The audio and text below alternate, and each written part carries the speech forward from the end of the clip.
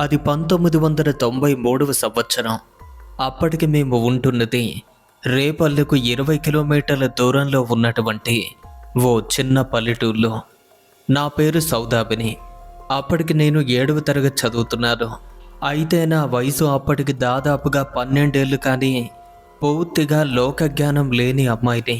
ఒక్క నేను మాత్రమే కాదు, ఆ రోజుల్లో నా వయసులో ఉన్న ప్రతి పిల్లలు కూడా అలాగే ఉండేవారు. మరి అదే రోజుల్లో 7th క్లాస్ అంటేనే పబ్లిక్ ఎగ్జామ్ ఉండేది. ఆ ఎగ్జామ్ కూడా చాలా కఠినంగా నిర్వహించేవారు. అయితే ఆ ఎగ్జామ్ అనేది కేవలం మా స్కూల్లో కాకుండా మాకు చాలా దూరంలో ఉన్నటువంటి ఒక జూనియర్ కాలేజీలో నిర్వహించబోతున్నారు. ఇక అప్పటికి మేమంతా కూడా పబ్లిక్ ఎగ్జామ్ కోసం బాగా ప్రిపేర్ అవుతూ ఉన్న రోజులు. ఇంతలో హఠాత్తుగా నేను పుష్పవతిని అవ్వటం జరిగింది. కానీ నాకు ఎటువంటి ప్రాబ్లం లేదు. కారణం ఏంటంటే పబ్లిక్ ఎగ్జామ్కి ఇంకా 23 రోజులైతే గడువు ఉంది. 9 రోజులకే ఫంక్షన్ కూడా చేశారు. ఇక ఆ కార్యక్రమం అంతా కూడా పూర్తయింది. ఎగ్జామ్కి ఇంకా కేవలం ఒక్క 14 రోజులు మాత్రమే మిగిలింది. ఎన్నాళ్ళు లేనిపోని టెన్షన్తో ఉన్నటువంటి నేను అప్పటికే ఫ్రీ అవటంతో స్కూల్కి వెళ్ళి రావటం, అర్ధరాత్రి వరకు ఇంట్లో చదవటం, ఇదే నా పనే పోయింది. ఇక ఇలా ఒక్కొక్క రోజు కూడా గడిచిపోతుంది. ఇంకా కేవలం 3 రోజులు మాత్రమే ఎగ్జామ్కి టైం ఉండటంతో నిద్రాహారాలు మాని మరీ చదవటం మొదలుపెట్టాను. ఇక ఎంతగానో ఎదురు చూస్తున్న ఆ రోజు రానే వచ్చింది. మొదటి రోజు సెంటర్కి అయితే వెళ్ళాం. పేపర్ చేతిలో పడగానే ఒకసారి మొత్తం చూసుకున్నాను. ఆ రోజు పేపర్ అయితే చాలా ఈజీగా అనిపించింది. కానీ 2వ రోజు పేపర్ చాలా కష్టంగా అనిపించింది. ఇక 3వ రోజు ఎగ్జామ్ కోసం ఒక్క క్షణం కూడా వృధా చేయకుండా చదువుతూ ఉన్న సమయం. మొత్తం మా ఊరి నుండి 10 మంది వరకు సెంటర్కు వెళ్ళేవాళ్ళం. అంటే 10 మంది రాసేవాళ్ళం. ఇక అందరికంటే నేనే ముందుగా బయలుదేరేదాన్ని. ఇక మిగిలిన వాళ్ళు వచ్చేసరికి చాలా లేట్ అయింది. మరి లేట్ చేసే టైం కూడా వృధా చేయకూడదు కదా.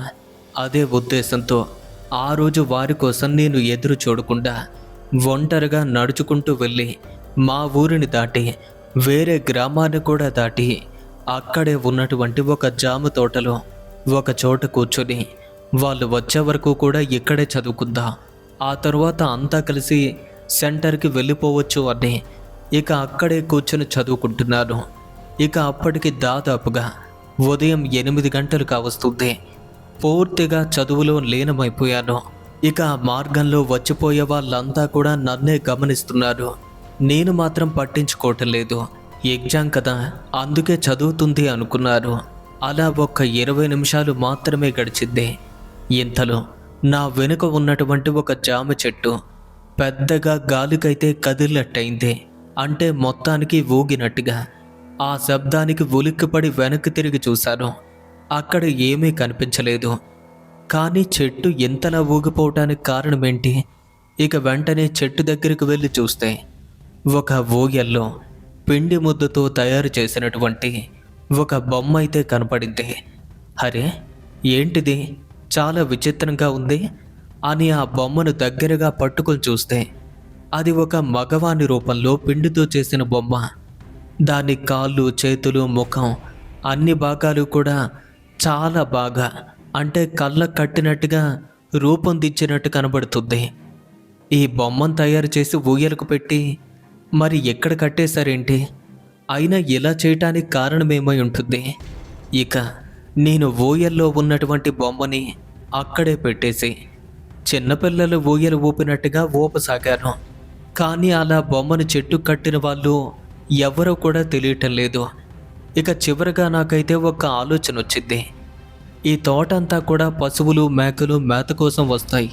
అంటే ఎవరో తోలుకొని వస్తుంటారు. వాళ్ళు సరదాగా కట్టుంటారేమో అనుకున్నాను.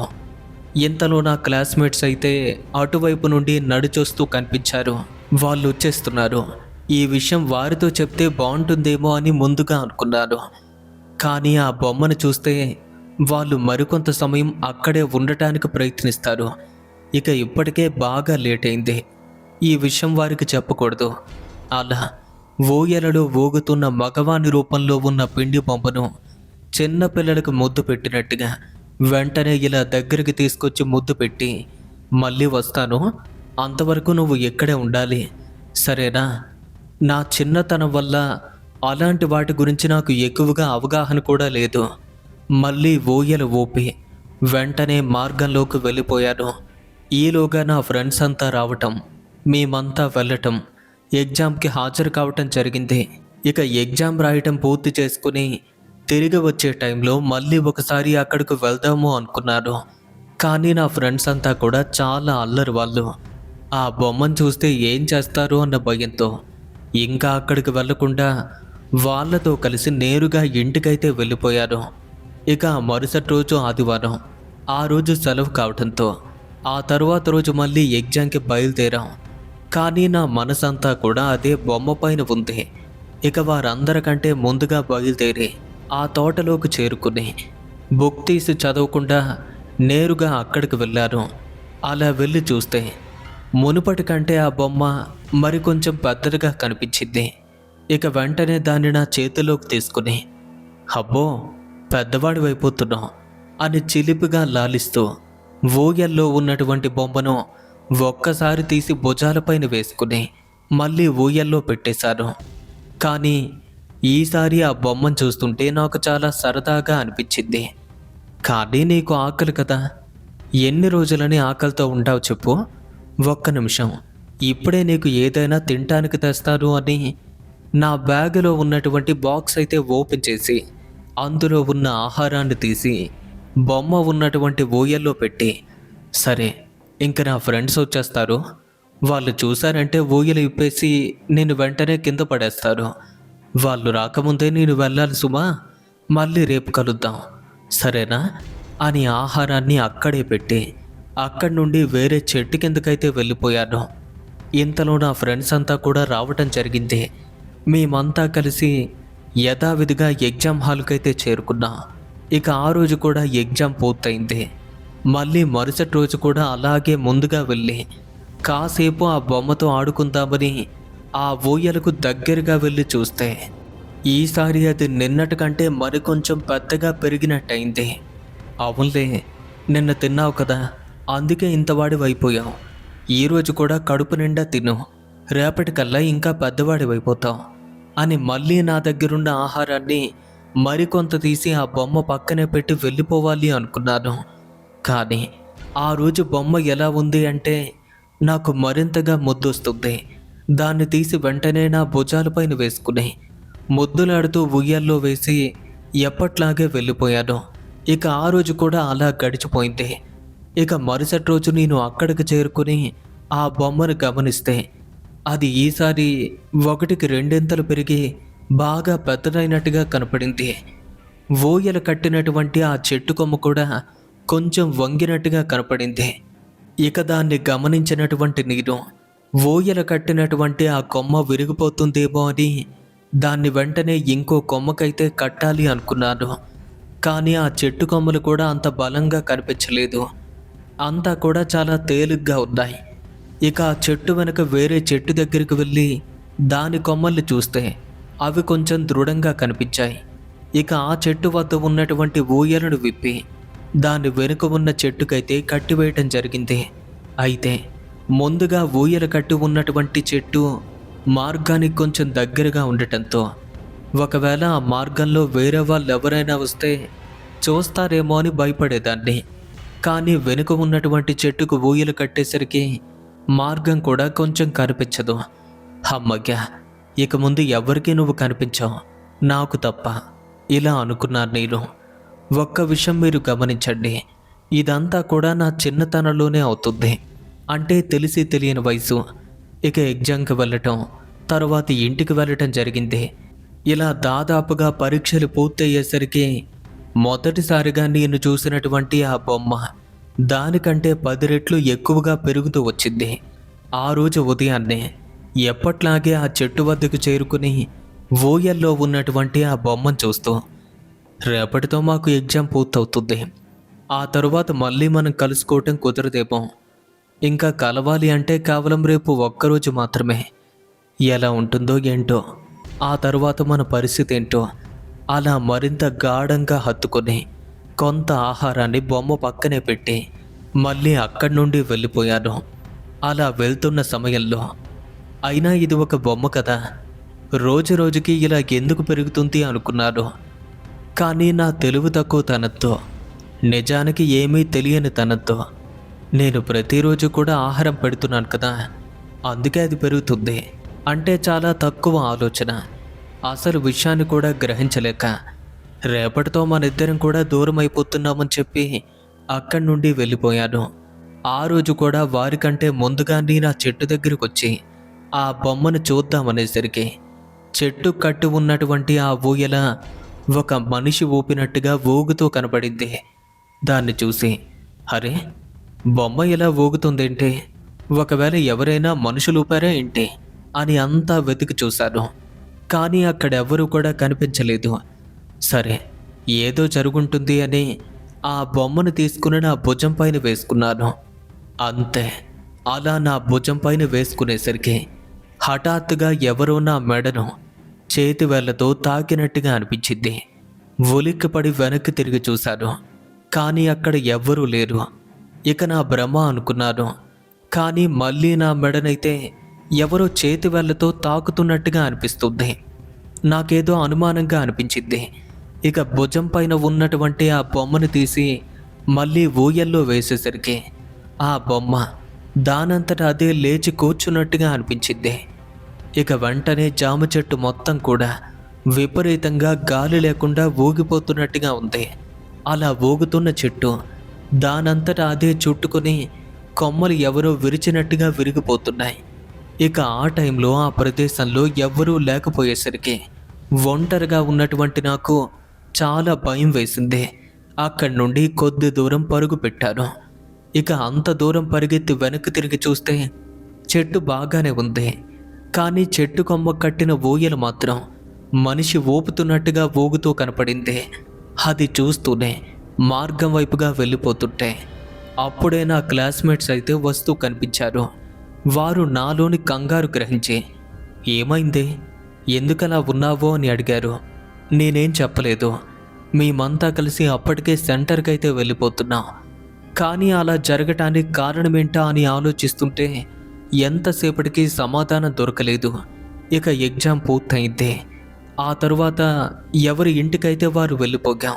ఇక ఆ తరువాత రోజే చివరి ఎగ్జామ్. ఎప్పట్లాగే ఆ రోజు కూడా ముందుగానే వెళ్ళాలి అనుకున్నాను. కానీ నిన్నటి దృశ్యాన్ని తలుచుకుని భయంగా అనిపించి అందరితో కలిసి వెళ్ళాలి అనిపించింది.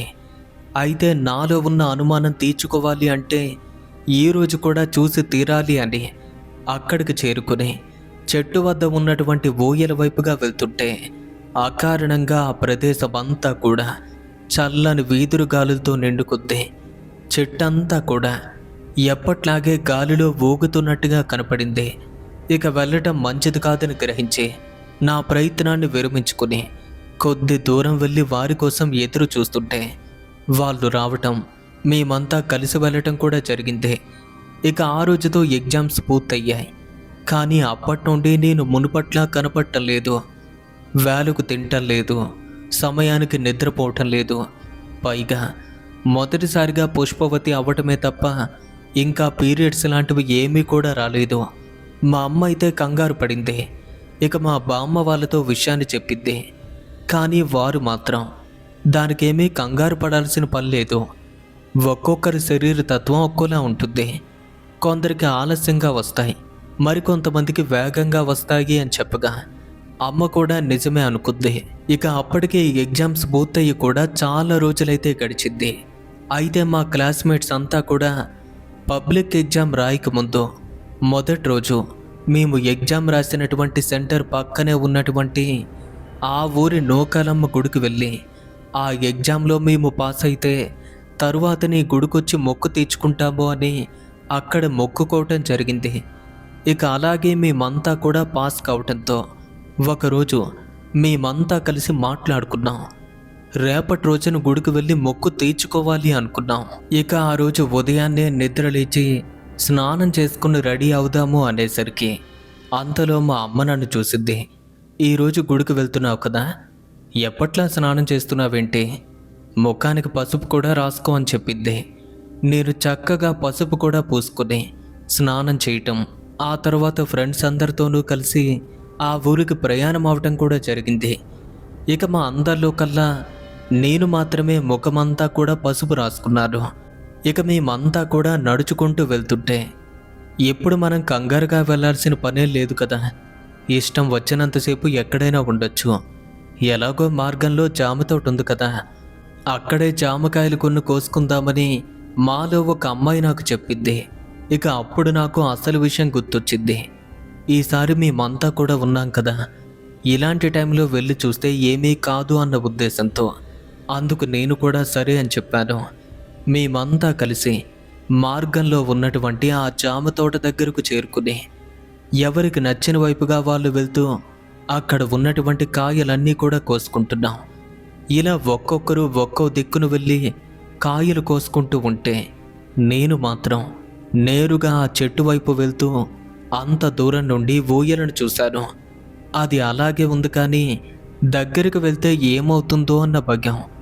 అయితే అక్కడ చాలామంది ఉండటంతో కొంచెం ధైర్యం చేసుకుని మెల్లగా నడుచుకుంటూ చెట్టు వైపుగా వెళ్తుంటే క్రింద చూసుకుంటూ నడవకపోవటంతో మార్గానికి అడ్డంగా ఉన్నటువంటి ఓ పెద్ద కట్టె నా కాళ్ళకు అడ్డం పడింది. పరాగ్గా ఉన్నటువంటి నీరు ఆ కట్టెను తన్నుకుని వెంటనే ముందుకు తూలి అంత దూరంలో ఎగిరిపడ్డాను. అలా క్రింద పడేసరికి నా 2 చేతులు పూర్తిగా నేలకు రాసుకుని తెగిపోగాయి.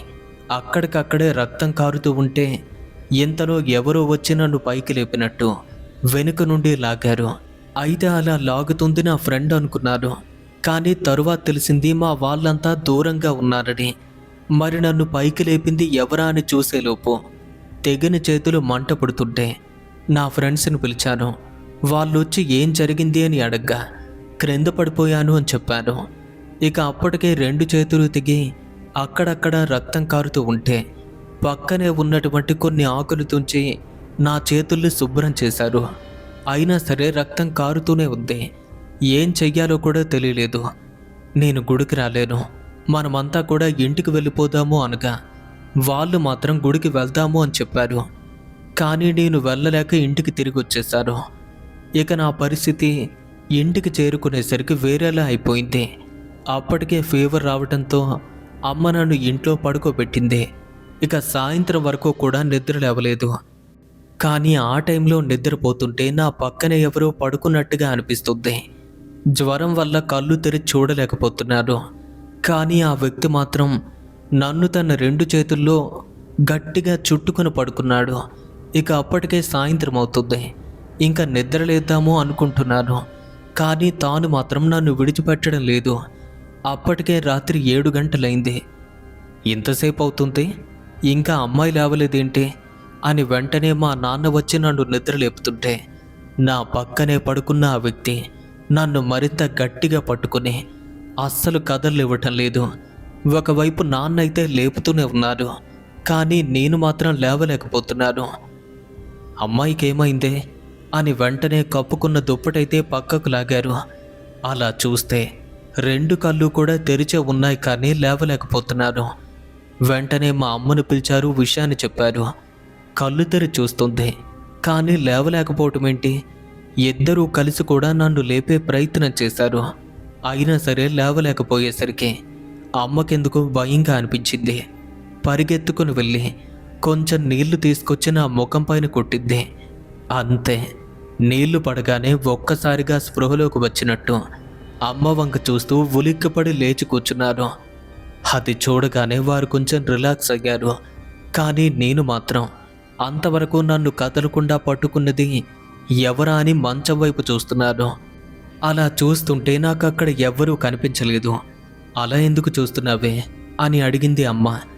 ఏమోనమ్మా, ఎవరో పట్టుకున్నట్టుగా అనిపించింది.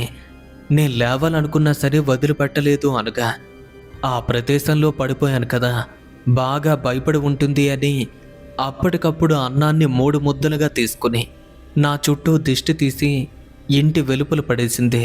ఆ తరువాత లేచి కూర్చున్నాను. అయితే దిష్టి పారబోసిన ప్రదేశంలో ఎవరో ఒక వ్యక్తి తిరుగుతున్నట్టుగా అనిపిస్తుంది. ఇక నాకు అలా అనిపించగానే అమ్మతో కూడా చెప్పాను. కానీ అమ్మ మాత్రం అక్కడెవ్వరూ లేరు అని చెప్పింది.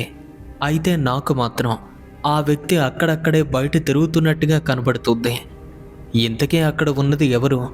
ఇక స్వయంగా నేనే లేచి ఇంటి బయటకు వెళ్తూ ఉంటే అంతవరకు ఇంటి బయట చీకట్లో తిరుగుతున్న ఆ వ్యక్తి హఠాత్తుగా అక్కడి నుండి పారిపోతున్నట్టుగా కనిపించాడు.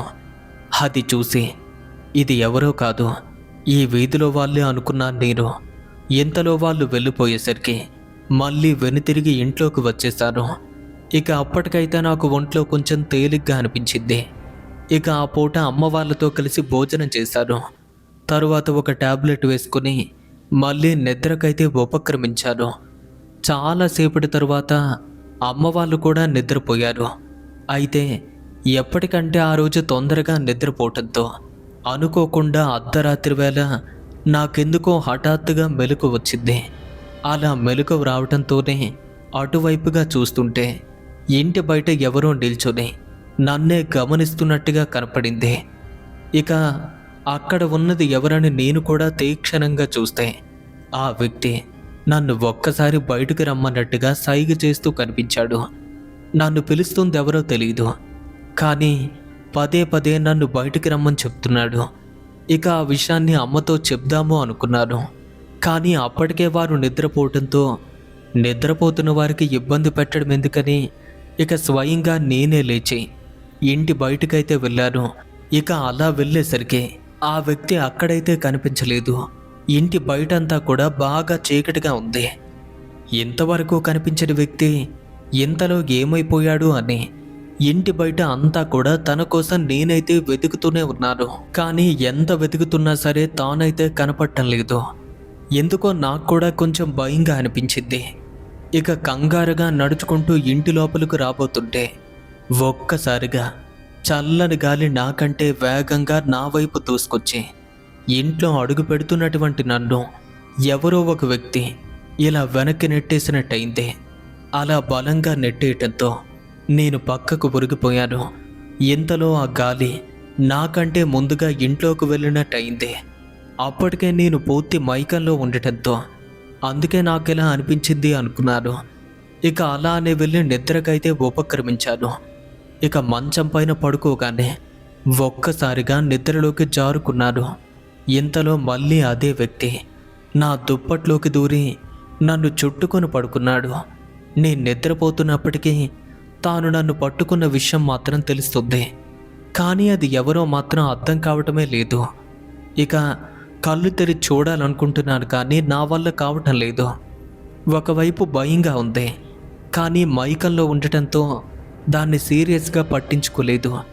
ఏదో కలలా అనిపిస్తుంది. ఇక మరికొంచెం భయంగా ఉండటంతో ఆ వ్యక్తి నుండి కొంచెం దూరం అవ్వాలి అని చూశాను. కానీ ఆ వ్యక్తి దూరం వెళ్తున్నటువంటి నన్ను మరింత దగ్గరగా లాక్కుని విడిచిపెట్టకుండా అలానే పట్టుకున్నాడు. నేను తప్పించుకోవాలని చూస్తున్నాను, అయినా సరే నన్ను వదలటం లేదు. ఇక ఆ విధంగా చాలా సమయం గడిచింది. అది ఉదయం 7 గంటల సమయం. ఇక అప్పటికే మా వాళ్ళంతా కూడా లేచి ఎవరి పనులైతే వారు చూసుకుంటున్నారు. అయితే నేను మాత్రం ఇంకా నిద్ర లేవటం లేదు. ఇంకా పడుకున్నటువంటి నన్ను మా అమ్మ నా దగ్గరకు వచ్చి నిద్ర లేపుతుంటే నేను లేవాలని చూస్తున్నాను, కానీ అతను మాత్రం వదలటం లేదు, మరింత గట్టిగా పట్టేస్తున్నాడు. ఈలోగా మా అమ్మకైతే కోపం వచ్చింది. ఇక తట్టి నిద్ర లేపకుండా బలవంతంగా నా 2 చేతులు పట్టుకుని ఇలా పైకి లేపి కూర్చోబెట్టింది. అలా నిద్ర లేపి కూర్చోబెట్టేసరికి నా ఒళ్ళంతా కూడా తేలిగ్గా అయిపోయింది. ఇక తన కోసం నేను చుట్టూ చూసుకుంటున్నాను. అయితే అక్కడ మాత్రం నాకు ఎవ్వరూ కనిపించలేదు. మళ్ళీ ఏమైంది నీకు, ఎవరి కోసం చూస్తున్నావు అనగా ఈసారి కూడా అదే విషయం చెప్తే నన్ను తిడుతుంది అనుకున్నాను. ఇక ఆ పూటకి ఏదో అబద్ధం చెప్పైతే తప్పించుకున్నాను. అలా ఆ రోజంతా కూడా గడిచిపోయింది. ఇది ప్రతిసారి కూడా ఇలానే ప్రవర్తిస్తుంది. కారణం ఏంటో కూడా తెలియటం లేదు. పైగా పీరియడ్స్ కూడా ఇంకా రాలేదు. నాకేదో భయంగా ఉందని మా అమ్మ రకరకాలుగా మనసులో ఊహించుకుంది. ఎవ్వరికీ ఆ విషయాన్ని చెప్పకుండా ఒకసారి పోతురాజస్వామి వారి గుడికైతే తీసుకువెళ్తామని ఉదయాన్నే స్నానం చేయమని చెప్పింది. ఇక స్నానం చేసి అమ్మతో పాటు గుడికైతే వెళ్ళాను. ఇక ఇద్దరం కలిసి ఆ గుడి ప్రాంగణంలోకి చేరుకుంటున్నాము అనేసరికి అక్కడ చాలామంది భక్తులైతే లైన్లో కనిపించారు. ఇప్పుడే మాకు అయినట్టుగా లేదు, ఏం చేద్దామా అని అమ్మ అయితే ఆలోచిస్తుంది. కానీ ఆ గుడికి వెళ్ళిన తర్వాత దర్శనం చేసుకోకుండా వెళ్తే మంచిది కాదు అని మా ఊరి వాళ్ళకు కూడా ఒక నమ్మకం అయితే ఉంది. ఇక అదే కారణంతో ఎంతసేపు అయినా సరే పర్వాలేదు, స్వామివారిని దర్శించుకుని వెళ్తే మంచి జరుగుతుంది అన్న ఉద్దేశంతో ఆ లైన్లో వేచి చూస్తుంటే అప్పటికే ఉదయం 10:30 ఇంకా ఒక 100 మందికి పైగా లైన్ అయితే మా ముందుగా ఉంది. ఇక వరుసగా ఒక్కొక్కరు ఒకరి తరువాత ఒకరుగా లోపలికి వెళ్ళి స్వామివారికి ప్రసాదాలు అర్పించి మనసారా మొక్కుకొని తిరిగి వస్తున్న వేళ మా ఇంటి వెనకే ఉంటున్నటువంటి ఒక అబ్బాయి తన వంతుగా గుడి లోపలికి వెళ్ళి స్వామివారిని దర్శించుకుని ఇక లోపల నుండి తాను బయట అడుగు పెడుతున్నాడు అనేసరికి ఒక్కసారిగా తననెవరూ ఆవహించినట్టుగా చేతుల్లో ఉన్న పూజా సామాగ్రి మొత్తాన్ని క్రింద పడేసి స్వామివారి పక్కనే ఉన్నటువంటి కొరడ అందుకున్నారు.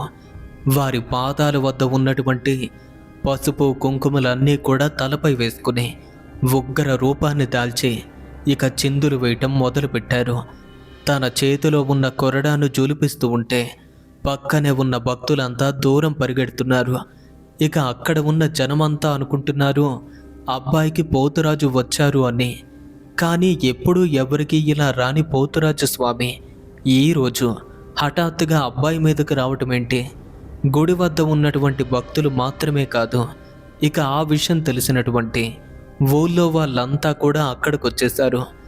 ఇక అంతలోనే పోతురాజు స్వామి తన ఉగ్ర రూపాన్ని మరింత తీవ్ర రూపంగా మారుస్తూ తాను చిందులు వేస్తుంటే సుమారుగా 10 అడుగులు ఎత్తులోకి ఎగిరెగిరి పడుతూ చేతిలో ఉన్నటువంటి కొరడాను విపరీతంగా జులిపిస్తూ 2 కళ్ళు మూసుకొని ఒక్కొక్కరి వంక కోపంగా అరుచుకుంటూ చూస్తూ క్యూ లైన్లో ఉన్నటువంటి ఒక్కొక్క మనిషిని దాటుకుంటూ అలా వెనక్కి వచ్చేస్తున్నారు. ఇక వారంతా కూడా స్వామివారు ఆవహించడం జరిగిందని 2 చేతులు జోడించి దండాలు పెడుతుంటే అందరికంటే వెనుక ఉన్నటువంటి నేను అమ్మను ముందుకు నెట్టేసి అమ్మ చాటును దాక్కోవాలి అని చూస్తున్నాను. కానీ మా అమ్మ చెప్తుంది అతన్ని దర్శించుకో, అతని మీద పోతురాజు ఉన్నారు అని చెప్పి. మా అమ్మ అయితే నన్ను ముందుకు లాగుతుంది, నేను మాత్రం తన నుండి వెనక్కి వెళ్ళిపోతున్నాను. పైగా అంతవరకు నాలానే ఉన్నటువంటి నేను ఒక్కసారిగా వేరే స్థితిలోకి మారిపోయాను. గుడి ప్రాంగణం అంతా కూడా పెద్ద పెద్దగా చెట్లు కలిగి ఉంటాయి. వాటి మధ్యలో ఓ పెద్ద మర్రి చెట్టు కూడా ఉంటుంది.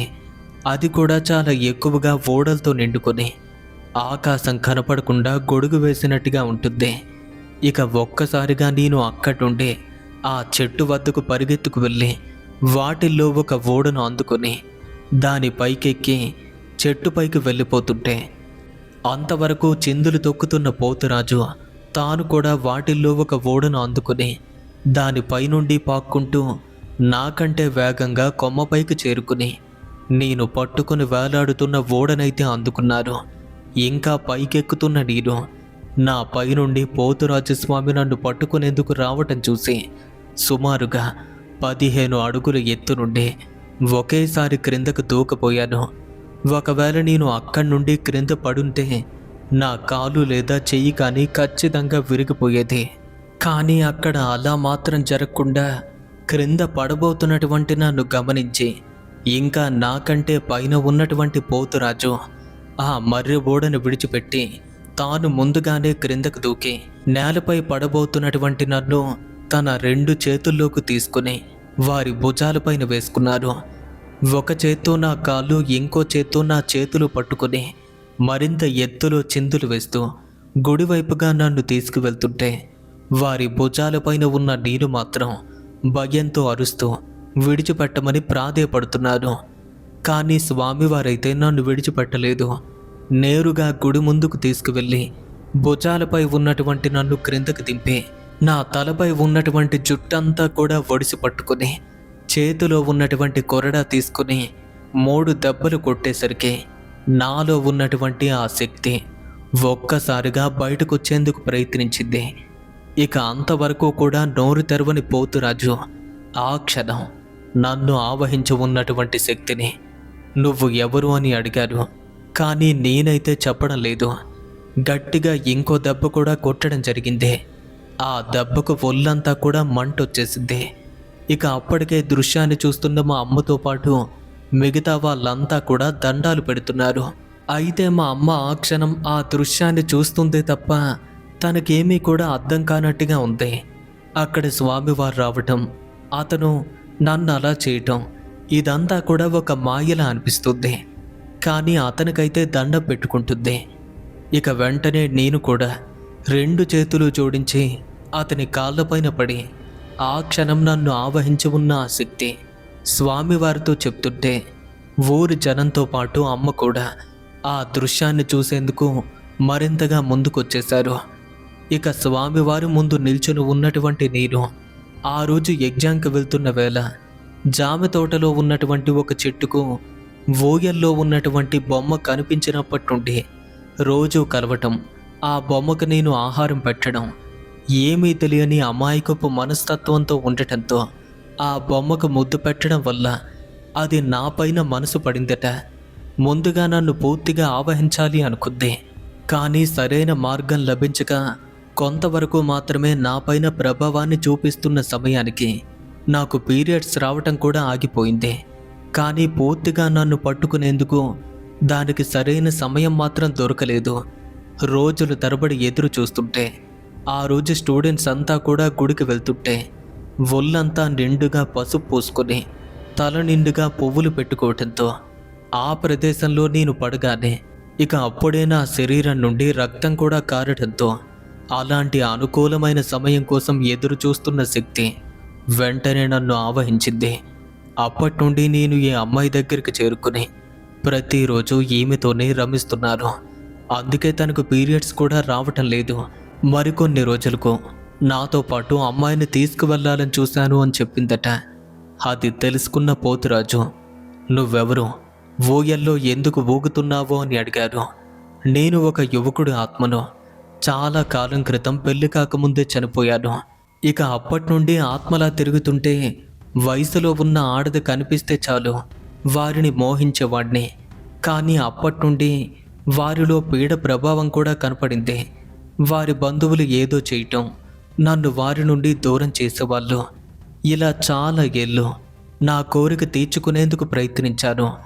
అయినా సరే ఫలితం లేదు. ఇంతలో ఒక అమ్మాయిని ఆవహించాను.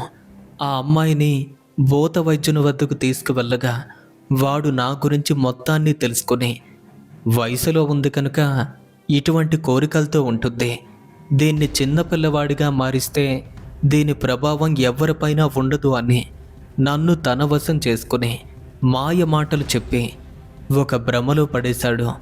చిన్న పిల్లవాని రూపంలో ఉన్నటువంటి పిండి బొమ్మలు నన్నైతే బంధించాడు.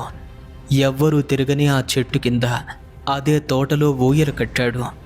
ఇక అక్కడే నా ఆత్మ అయితే ఉండిపోయింది.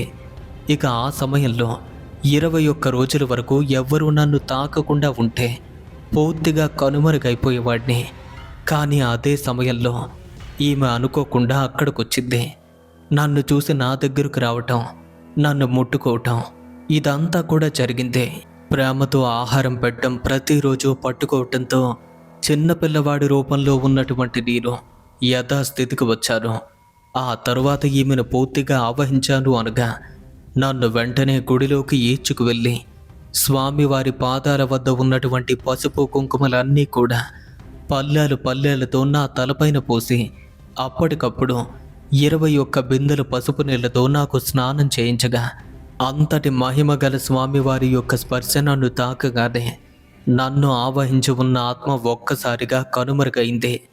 ఇంకా ఆశ్చర్యకరమైన విషయం ఏంటంటే అక్కడి నుండి నేను ఇంటికి వెళ్ళిన మరుక్షణమే నాకు పీరియడ్స్ రావటం, దాని ప్రభావం వల్ల ఇంకా కొద్ది రోజుల్లో మృత్యువుకు దగ్గర పడుతున్న నేను ఆ మృత్యు కోపం నుండి బయటపడటం కూడా జరిగింది అని వారి జీవితంలో జరిగినటువంటి ఈ యథార్థ సంఘటనను మనతో పాటు షేర్ చేసుకున్నందుకు మన ఛానల్ తరపున సౌదామిని గారికి ప్రత్యేకంగా కృతజ్ఞతలు తెలియజేసుకుంటున్నాను. మరి ఈరోజు సంఘటన మీకు ఎలా అనిపించిందో కామెంట్ రూపంలో మాకు తెలియచేయండి. అలాగే మా కోసం ఈ వీడియోని లైక్ చేస్తే ఇలాంటి అద్భుతమైన భయంకరమైనటువంటి ఎన్నో సంఘటనలతో ప్రతిరోజు మీ ముందుకు వస్తూనే ఉంటాము. మరి ఆ స్టోరీస్ని మీరు మిస్ అవ్వకుండా ఉండాలి అనుకుంటే ఇప్పుడే మన ఛానల్ను సబ్స్క్రైబ్ చేసుకోండి. ఫ్రెండ్స్, ఇప్పుడు మీరు కూడా మీ జీవితంలో జరిగిన సంఘటనల్ని, మీకు తెలిసిన కథల్ని మాతో పాటు షేర్ చేసుకోవచ్చు.